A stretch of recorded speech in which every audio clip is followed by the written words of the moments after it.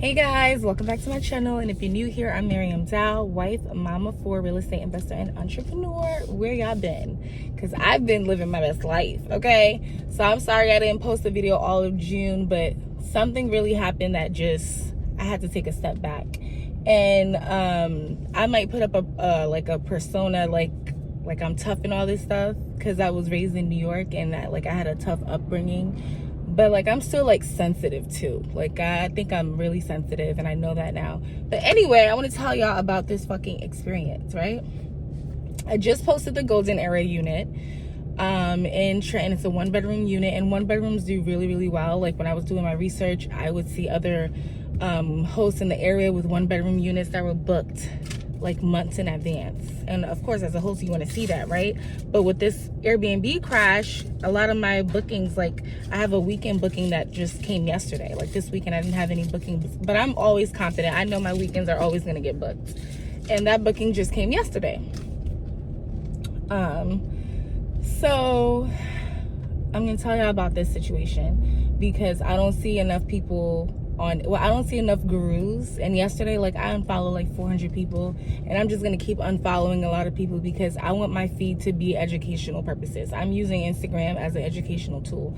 You need to be teaching me something or giving me some kind of inspiration, so I'm following educators on financial literacy, different industries in that regard, podcasters that I F with.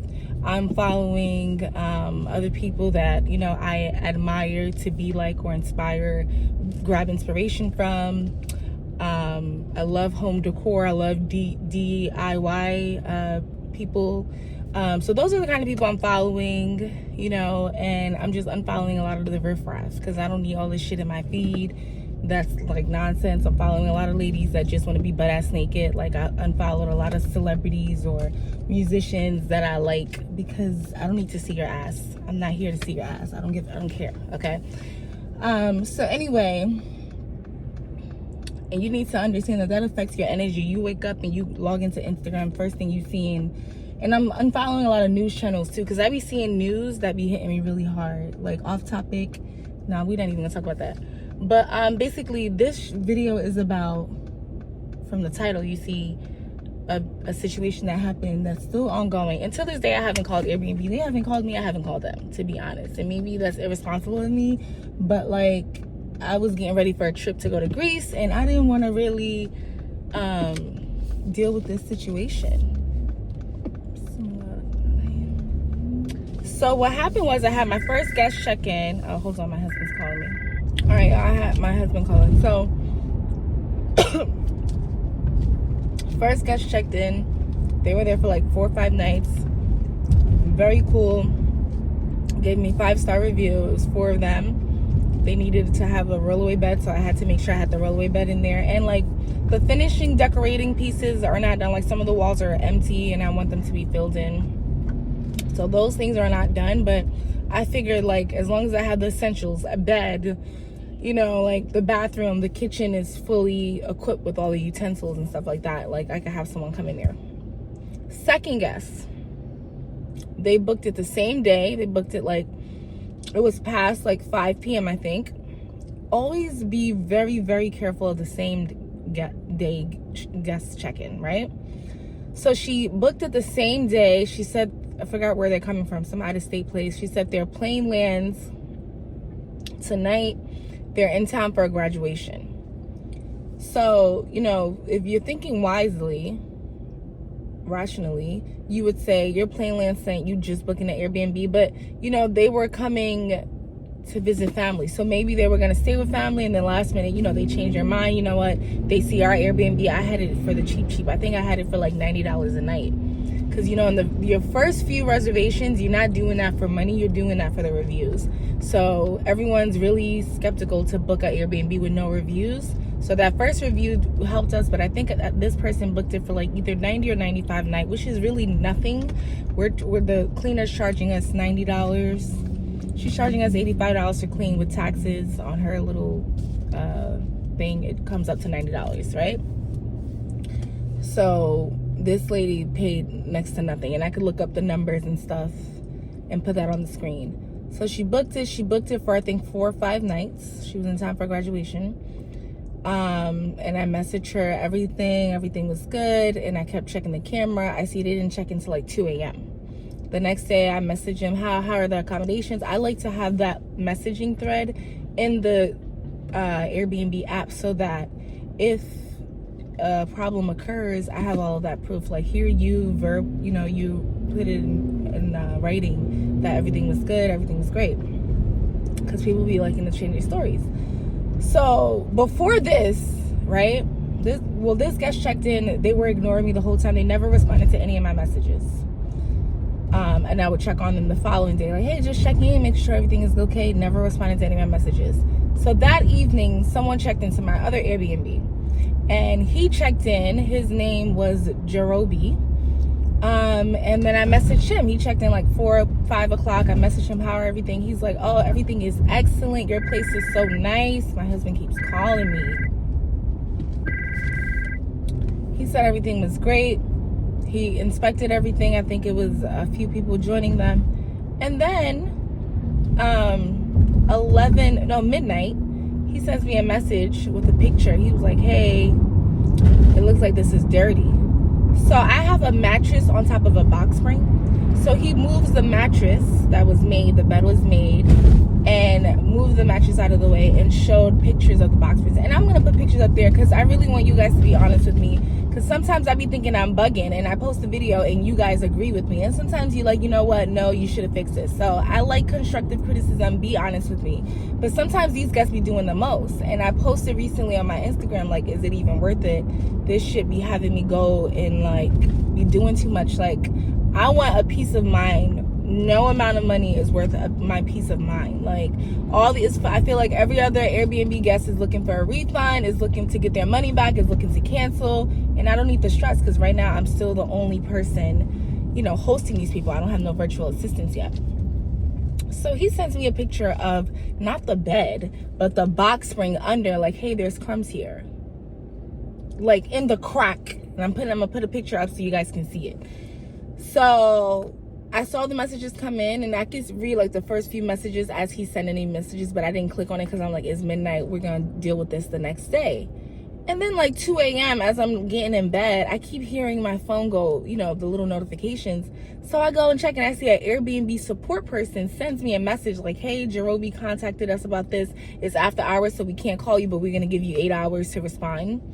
Like, Airbnb never does that. They wait to speak to me to get my side of the story and see if there's anything that I want to do to refund the host. So I don't know, now that I'm not a super host, if standards are lower for non-super hosts, because when I was a super host, like, things was different.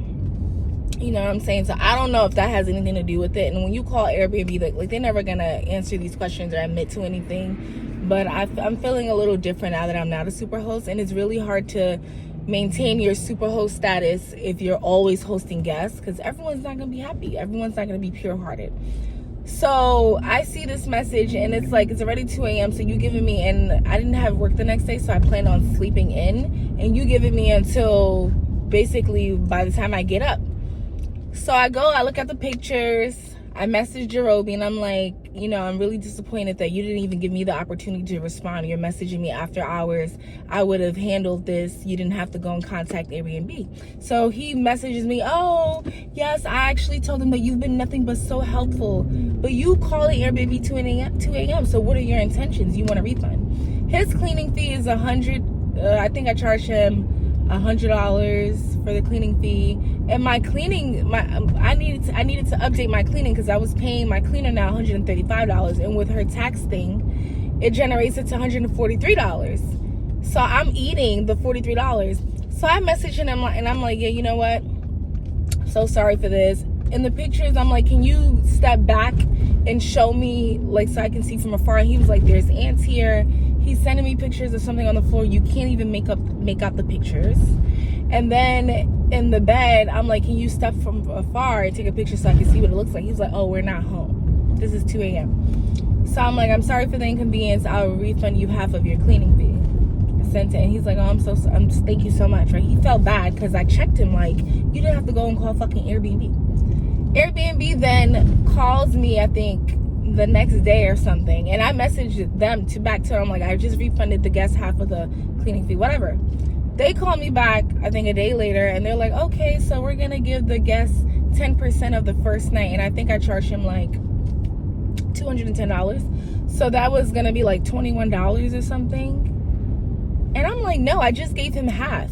Like, if I would have knew that, and I know they've done that before, I was like, I would have never even gave him that. I would have just let you give him 10% of the first night, and from now on, that's what I'm gonna do. If anyone has a problem, I'm gonna give them 10% of their first night back. I'm gonna give them the $20 that Airbnb is also gonna give you back. I'm not gonna do half of my cleaning fee. So I'm like, if you're gonna give him that, then give me back the $50 that I already set. And she checked, and she was like, oh, I see you already sent it to him, so no problem, you were very generous, we'll cancel, you won't have to give him the $21, right? So I was dealing with that 2 a.m. Then I wake up in the morning, nothing happens. 5 p.m. I'm watching a movie, trying to have Netflix and chill, lights is off, eating popcorn, AC blasting. I get a message from the guest that was ignoring me in the 1-bedroom unit. Guys, I need to follow my GPS. Chilling, watching my movie. I get a message around 5:20 p.m. from the guest that was ignoring me the past 2-3 days in my 1-bedroom golden era unit. She's like, hey, Miriam, everything was fine until I was getting something out of the bedroom closet, and I fell through the vent, and I fell on my knees. And as I was trying to pull myself out, the side of the vent was scratching my leg, and I'm in a lot of pain or something like that, right? And she's sending me pictures of her. She's laying on the floor of her foot, and she showed me her foot, and she showed me the vent that's now punctured inwards. So I immediately, heart drops. I'm like, oh my God, here we go. This is a case. You know, this is a situation, and depending on the person and their intentions, they could, like, you know. Okay, so right now I'm dealing with a guest that was supposed to check out at 10 a.m. My cleaner's been there for 30 minutes. It's 10:27. They still haven't checked out.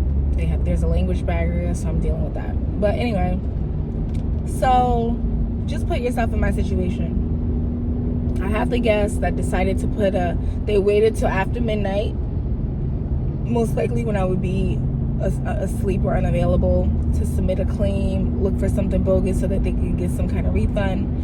And then I'm dealing with that, stressing with that, and then less than 12 hours later of me completing all that, or less than 24 hours later, I get this, right? I'm gonna put up, I'll put up the videos.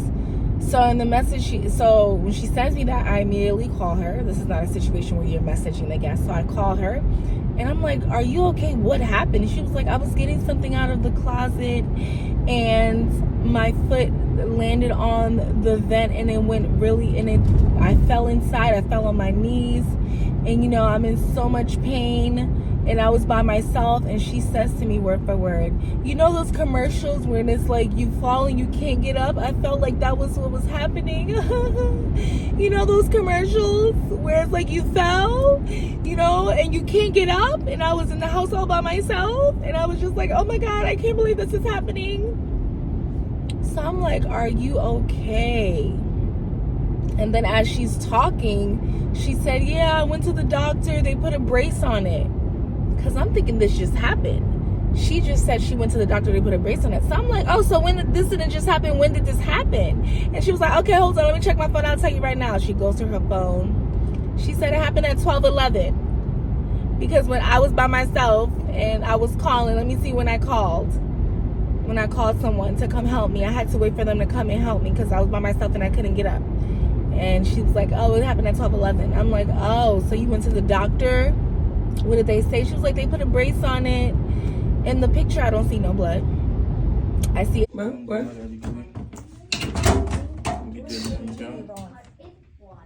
You a pouwe bien même, non? Deux tigres un clou, ça va même. Ça va me rentrer même. Ça va me rentrer même. Et puis tout ça, va qu'à Kembe poids, ça sont tol bagalier. Moun nan monter sur lui côté, si on monter sur ça. Car cause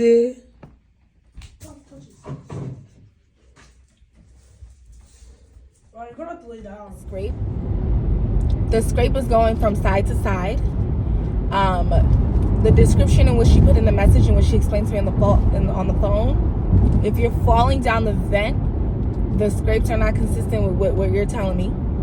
If you're falling down the vent, the scrapes of the vent should be going up and down. And if you're trying to pull your leg out, but your leg is stuck, and that the side of that vent is constantly ripping through your skin, your scrapes should be going up and down.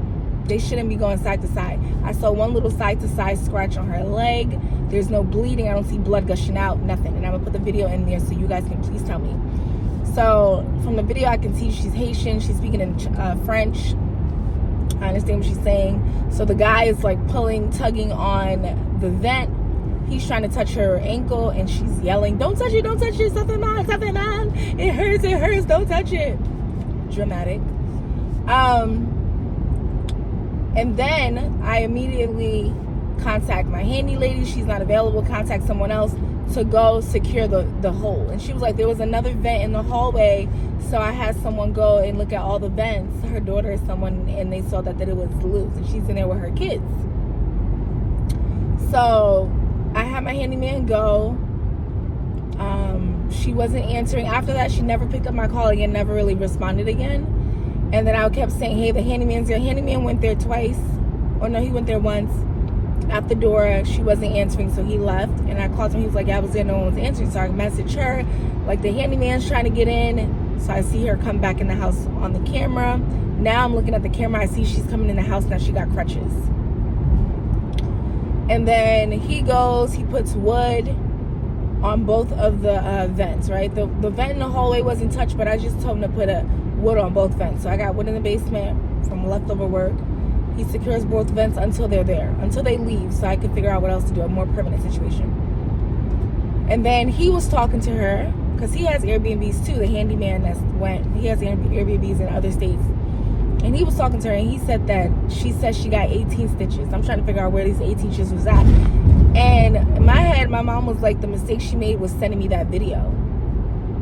Because her story changed a few times, but she sent me that video, and that video is not consistent with what the injury, you know. And then even my cleaner was like, a lot of people target, I didn't know this was a thing, but some people actually target new listings. So Airbnb has air cover, up to $1 million policy coverage, right? So she never said anything about, you know, and I have insurance and all that. So first I was like, should I call Airbnb? And I'm like, no, she might not. But judging from what's going on, 9 times out of 10, she's going to try to do a lawsuit or something. So then she checks out, and, you know, I'm messaging her. No response after this situation. I'm checking on her. How's your leg? And my son had a really, really bad accident in January at school. He was playing basketball. Tripped over someone's leg. His forehead landed right into the pointy edge of the window seal, busted my son's forehead open. Huge opening. I'm not even gonna put it in this video. He has 6 stitches. She told my handyman she got 18 stitches. I asked her what happened when she went to the doctor. She was like, they put a brace on it. She didn't say shit about stitches to me. So the story is changing plenty of times. I go back to the video she sent me. She said she's getting something out of the closet. The closet is completely empty. Because if you're trying to get something and you fall in, you don't have time to empty it out. Like, you fall in place. Everything is in place. Closet's completely empty. Now, this closet is a tiny, tiny closet. It's not a walk-in closet where you can walk into the closet and do your stuff. It's a closet where it's so small, you have to stand outside of the closet and handle your business from within the closet. That's how tiny the closet is. The placement of the vent is towards the left of the closet, right? Going between the left side and the center of the closet. So for you to actually step on it, if you ask me, I feel like that's intentional. Because if you need to get anything from the closet, whether it's below or above, we put a little shelf up there. We built a shelf. If you need to get anything from the closet, it's uncomfortable to stand in the closet to do it because the closet is that small. You need to stand outside of the closet and get whatever you need from inside the closet. So just after like a few days went by and I'm thinking about it, I'm like, something had to be orchestrated here because this is not adding up. If anything, I would have believed, and I don't believe the story, I would have believed if she fell in the vent in the hallway, because that's a high traffic area. You're walking back and forth.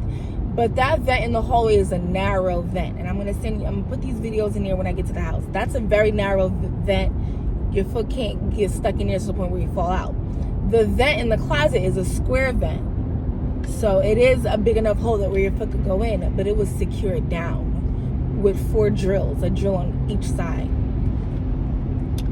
So this is what I'm dealing with a few days later, and this is like right before my trip. I'm trying not to stress. I can't put all this on my heart. I'm gonna lose my mind. A few days before my trip, and then like I checked my email. Airbnb didn't call me again. Like usually they call me. I get a call and I'm like, and I get an email. So I really want y'all honest opinion. Tell me what you guys think. And then I'm on a Facebook group of hosting, and then I'm on Bigger Pockets too, so I'll be reading the forums, and there has been an uptick or whatever you want to call it in scams with Airbnb, and a lot of them are derived from same-day bookings. So I think I'm going to start to not accept same-day bookings. I rejected a booking the other day. It was someone that lived in Trenton, and I don't really like to host local guests, and it's not discrimination, it's just because in the past I've had horrible experiences. Like if you go to my Instagram and you see where the Princeton University's rich kid students just came and left food all over my house, had a little get together, and left food open everywhere. And I just don't like that. Like this area is already prone to a lot of rodents and stuff, and I'm paying all these exterminators all this money to make sure my house, like these rodents, stay out. And if you just gonna leave food open and stuff, it's just gonna attract the rodents. So I don't like to host. And then like if you hosting local people, they like to bring their other people, and I don't want people that live like around the corner to know, oh, this is the Airbnb. I don't want my house to be a target. I don't want my guests to be a target.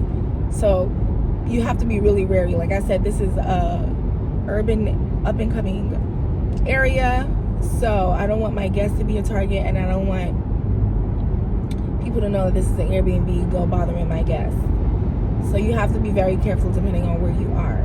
So this lady put a request in. She wanted to have a get-together. I'm like, I'm sorry, I really don't accept local guests. I've had nothing but horrible experiences in the past. People have parties, people leave the house a mess. And she was like, I'm a 35-year-old woman, and I understand, but we have get-togethers. And she's not being forthcoming with the information. It's like I'm digging for information. I'm like, how many people will it be? And she was like, oh, a friend of mine. I'm like, how many people total? And she's like, oh, 6 to 8 people. So she's going up and down, but her reservation is actually for 1 guest. So shit is not truthful. So I declined that, and then 2 days later, a guy messaged me asking, and it's like, especially for, you have to look out for people who just became like members on the platform. So it'll say like, you'll be the first host to host this guest. I'm not trying to be the guinea pig. So then I get an email from Airbnb, and they're like, your guest Gulande submitted an insurance liability claim. Don't worry, Airbnb has a $1 million insurance claim for situations like this. So they're like, don't worry and stuff. They're saying that, but they'll contact me if they have any questions. So I saw that, and I knew that was coming, and she hasn't messaged me. I gave her a bad review to warn other guests because she's looking for money. So I want you guys to tell me, like, do you guys think I'm right? Because when I get to the house, I'm gonna try to stand inside of the closet so you guys see what I'm talking about. That closet is a tiny closet. There's no reason why your entire body should be in the closet. Her story kept changing. That's probably why she stopped answering my calls, because she didn't want to keep my video keeps clipping because my cleaner's calling me. So yeah, that was my experience, first time. And I've been a host on Airbnb since September of 2021. So this September, we're in July now, in 2 months will make me 2 years as an Airbnb host. I've been a super host. I've not been a super host. So yeah, that's the situation. And you know, I don't know. I mean, I'm making money a lot. I see a lot of things, people saying, you know, there's an Airbnb crash. I mean, I've noticed I haven't gotten a lot of bookings in advance, but that never really was the case with my Airbnbs. Now, remember, July of 2022 is when I made the most money on Airbnb. That's when I made $6,700 on Airbnb. So I'm looking forward to this month, and that's why I'm actually going now to the house to set up the pink unit. We won't have it for the full month of July because today's already July 7th, but at least we'll try to have it for at least, you know, 2.5 weeks of July. Because after I do everything I'm doing today in that pink unit, all I'm missing now will be like the sheets and little miscellaneous stuff like that, like the sheets, pillows, and stuff like that, which will literally take me 1 day to do on my own. And then have my cleaner come and do like a final deep clean with all the furniture in place. But I'm gonna take pictures and list the pictures, and I'll have the calendar open for the pink unit. I'll have it open just to be safe for like today is the 7th, so like maybe like the 15th, to give me a few days to come back and do what I need to do, make sure it's perfect. There's still like a swinging prop that I need to put in. I want to have like a swing with wings and angel wings, Victoria's Secret wing look like prop there. I haven't added that yet, but I'm just gonna list it as how we have it now. We have some kind of designer coming to do that for us. But yeah, this is my experience, and you know, it's not worth my peace of mind, but to be honest, I've hosted hundreds of guests, and out of the 100 of guests, I probably got 5 bad reviews. I probably had to refund a handful of people. So every guest is not like this. Some people come, they won't respond to you, they ignore your message, and they just, like I had a guest book, and she was only there for 1 night, and she came and she went in the house. She said the house is beautiful, the listing is beautiful, but we don't feel safe, so they decided not to stay. They're not getting a refund because they had my calendar blocked for weeks, and they decided not to stay. And you need to do your you know, your research on the area. And she didn't ask for a refund fund. She didn't even respond to me when I was like, go to the reviews. Like, no one has never felt unsafe or something like that. So yeah, everything's not gonna be okay, but I want to remove myself from this day-to-day situation. So I'm looking for virtual assistants. I'm hiring for a virtual assistant to deal with that, because I need to remove myself in order. It's hard for me to take care of the bigger stuff and grow the empire if I'm sitting here messaging guests and doing all this. And I'm very hands-on, so I need someone that's also very detail-oriented and stuff like that. So that is my experience. Like, if anyone came to your Airbnb, like I saw someone accept an Airbnb on the Facebook group that I'm in, and I just read this yesterday. They accepted a same-day reservation Airbnb for, I think they're in California or San Diego, for $8,800. They were so happy, and they went. They got everything ready, and something didn't feel right, so they sat in the car and waited for the guests to check in. So they watched them check in, and they saw, I think, 5 people enter the home, and they were there for, I think, the weekend or 3 nights or 4 nights, something like that. And their Ring camera battery was almost dead, so they didn't want to keep going to look, because every time you go and you put on live view or something, the battery, it's eating up the battery. At one point they looked and they saw what looked like their bed sheets out on the front lawn, and they kept seeing them like loading their car, right? And they would see more people come in. They looked at the rest of the footage and saw that over the duration of these people's stay, 40 people was in their house. They had people out on the lawn. The neighbors never really said anything to them, which was crazy. And they stole their dishes. They stole 2 55-inch TVs that they had. So they put an $11,000 claim with Airbnb, and with the host said that they looked like junkies that was in his house, and it was a truck full of stuff. They kept loading the truck with his stuff. So they said that they suspect that they used like a stolen credit card to book his Airbnb. So there are scammers out here scamming y'all, and I honestly believe like this lady never had good intentions from the beginning. And then she was like, I didn't even get a chance. Another thing, she was like, I didn't get a chance to go to the graduation, that's why I'm here. And she said I was by myself, but in the video she sent me, her house is full. There's a man there trying to touch her ankle. She's screaming, and then her son and her daughter in the background like, mommy, you fell? Mommy, you fell? Oh, mommy, you okay? So the video she sent me got all these people in the house, but you told me you were by yourself, and you thought it was like the commercial, I fell and I can't get up. So like, story ain't adding up. So if it ever comes to me having to go to court, all this is my evidence. But like, if it ever comes to that, best believe I'm hiring the best lawyer anyone has ever seen. So these motherfuckers know, like, you're not about to just make anyone a victim. I'm never one to just sit there and be a victim. Absolutely not. So I hope it doesn't come to that, but if it does, yeah, she's gonna have to hear from me, because the injuries is not consistent with what you're saying happened. These people could have fell somewhere else and then come and land their little selves in your house, see where there's an opportunity, and say that they fell in your house.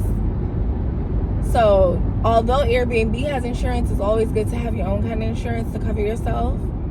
This was my experience, and it was just like, I needed to take a break. I couldn't really record anything. I was stuck in like, I can't believe this happened. I hope she's okay. Then second, oh, she told me that she put a brace on it, but she's telling my handyman she put 18 stitches on. She got 18 stitches. Why didn't she tell me that? And then like, she was avoiding me. She wasn't really picking up my calls later on. I'm just trying to check on you. Like, so listen. And the reservation was like a cheap reservation too. We didn't make much money on it. Like I said, she was the very second guest that came to the house. Then the third guest that came after that loved it, 5-star reviews. Fourth guest loved it, 5-star reviews. And I think we're hosting our fifth guest now that is taking forever to leave the house. It's 10:50 and they still haven't left. But yeah, that's my experience. There's scammers out here really scamming. The world, I don't know what's going on, but like, people are desperate. We're in the middle of a recession. People are not making money. People are desperate. People out here doing whatever they're gonna do. Like, I don't know how much she thinks she about to make. But that's why it's good to have your homes in your trust, so that you as a person don't own anything. The trust owns your property. Okay? And I'm gonna do a video on the trust and me putting all of my houses in a trust, you know, a revocable trust. I want to mimic what the Rockefellers did, how they have their, you know, their wealth in that revocable trust, so that my kids, my grandchildren, everyone can kind of have the blueprint, like literally write a letter out for the future generations that I probably will never meet. My grandchildren, my great-grandchildren, you know, the great-great-great-great-great-grandchildren, and literally write a letter out. I was watching a podcast on Earn Your Leisure of this gentleman. He has this course. I think he's charging $10,000 teaching people how to do a trust. I'm not paying that much, but I'm gonna get me an estate lawyer, and we're gonna go through all my assets, and we're gonna put it in there, and I'm gonna work on my will. This is something that I'm going to do, and I'm gonna document the process. We need to normalize that. We need to normalize that in our culture. Normalizing will, normalizing what's gonna happen to your assets after death. I had a very wealthy family member. After he passed, his kids, I mean, the wealth, the properties, the land, just getting sold left and right. I don't want to go through all this just for my children to sell my properties after I'm gone. They don't have to run it. It's going to be automated into a business. But I want this to build income for generations and generations and generations to come. So yeah, I'm in much better spirits now that I done went to Greece, saw Obama speak. I'm back. I got a few trips coming up as well. But yeah, just tell me what you think in the comment section. I'm gonna put all the videos and everything in there. I hope you guys heard me clearly because I'm driving. But that's it for today's video. Thank you so much for watching. Bye.